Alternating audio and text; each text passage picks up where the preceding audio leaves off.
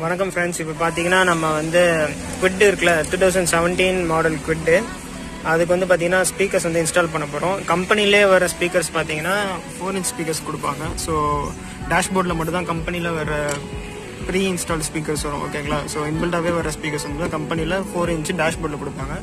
இப்போ நம்ம பார்த்தீங்கன்னா 6 இன்ச் ஓவல் ஸ்பீக்கர்ஸ் வைக்க போகிறோம், எங்கன்னா ரியரில் வைக்க போகிறோம்.